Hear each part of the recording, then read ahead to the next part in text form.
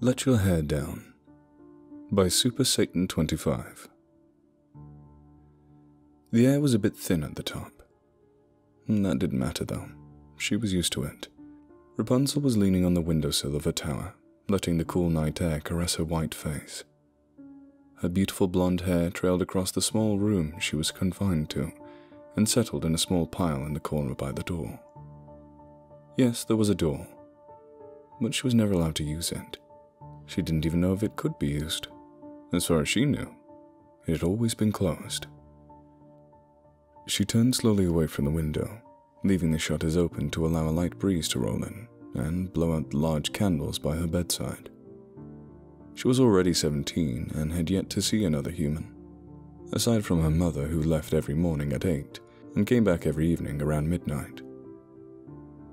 She was late today, and Rapunzel was too tired to worry about her, and frankly too tired to listen for a raspy voice to yell, "Rapunzel, Rapunzel, let down your hair."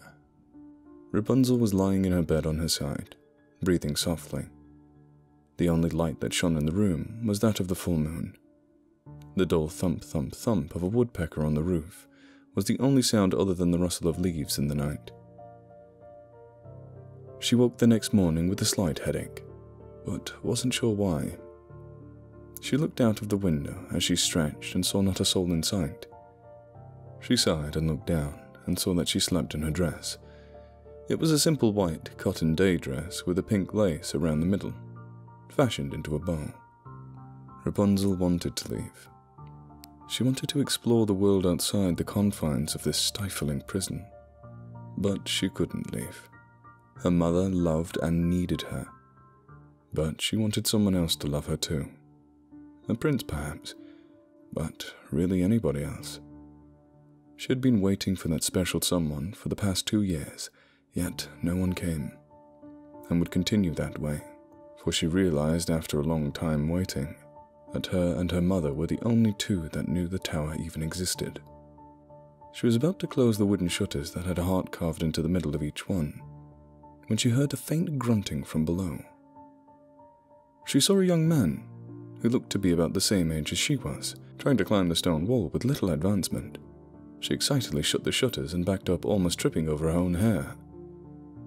After overcoming her befuddlement, she ran back to the shutters and threw them open, yelling below, "Hey! Up here!" She proceeded to grab her hair and chucked it out of the window, watching it cascade down the tower wall like a shimmering waterfall. It landed beside the man with a soft flump. The man ran his hands through the silky hair, with a half-curious, half-amused look on his face, and looked up to see the beaming face of the girl who had just sent her impossibly long hair down below. Rapunzel indicated with her hands that he was supposed to use it to climb. The man looked at the hair, wondering how it could be possibly used as a rope, and decided that it was better to try than to sit there and ponder the situation. After some effort, he finally got the hang of climbing the hair and made it into the top of the tower, and crawled through the window. "My lady, you have such beautiful hair. Why are you in this tower?" he said, looking into Rapunzel's blue eyes. I can never leave, such as long as Mother forbids me," she replied hesitantly.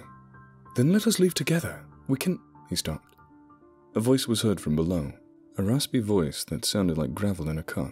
"Rapunzel, Rapunzel, let down your hair." "Rapunzel? Such a beautiful name," the man gasped. "Quickly, hide!" Rapunzel hissed. The man looked around and ran into the nearby wardrobe and clambered inside and closed the door behind him. Rapunzel sent down her hair and waited as her mother slowly climbed up with greater ease than the now hidden man. "Rapunzel, my darling," the mother croaked, hugging her daughter. "I've missed you so." "Mother, it's only been a day," Rapunzel responded. "Oh yes, but it's so good to see you again. Something's wrong." The mother stopped immediately and looked around the room, the way one looks at the sky for a flying object that has been lost in the sun. She glided across the room, looking behind the objects, around the room, before finally opening the wardrobe to find it. To her satisfaction, empty. "I guess it was nothing," she concluded, waving her hands in a matter-of-fact sort of way. She was about to leave when she heard the other door of the wardrobe squeak open. She'd only looked in the right side of the wardrobe and disregarded the left. The man quickly realized his mistake and tried to reason with the old woman, but all he could do was muster a small squeak. He had similarly been stabbed in the stomach, and watched as the blood came pouring out of his stomach the way syrup glides out of a bottle onto fresh pancakes. The woman looked at him as such, and swiftly turned towards her horror-stricken daughter, who was now trying to process what had happened. When I said that no one was to discover this place, I meant no one, the woman growled. I can't believe he found us and that you, the only other person who knew about this, would go and disregard my one rule. One rule? Rapunzel yelled. You think this is one rule? What about locking me in a tower all my life, never once letting me see the outside world, other than the view from my window? It was to protect you. From what? From the truth. Rapunzel stared. The truth? Never mind, child, the woman stated. And I want this body cleaned up by the afternoon. The woman promptly left the tower the same way she got in, and left Rapunzel to herself and a freshly dead body to keep her company. That night the woman came back. Rapunzel, Rapunzel, let down your hair. No response. Rapunzel, Rapunzel, let down your hair. Silent. After several failed attempts to get her daughter's attention, she decided to use the stairway that was long sealed off to condemn the possibility of escape. After some difficulty, she was able to extract the lock from the door and enter the room. It was silent and dark. The only sound was a slow and monotonous creak. Creak, creak, creak. The candle by Rapunzel's bed was lit by the mother and revealed the horrendous sight above her. Her beloved daughter was hanging from the rafters by her hair, slowly swinging back and forth, making the rafters creak, sounding like a parody of the woman's own voice.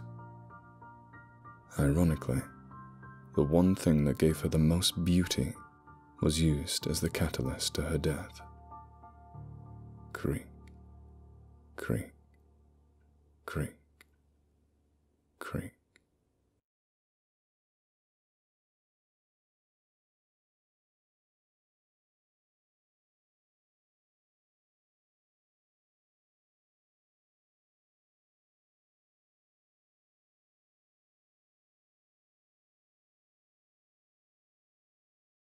If you like this video, please consider subscribing.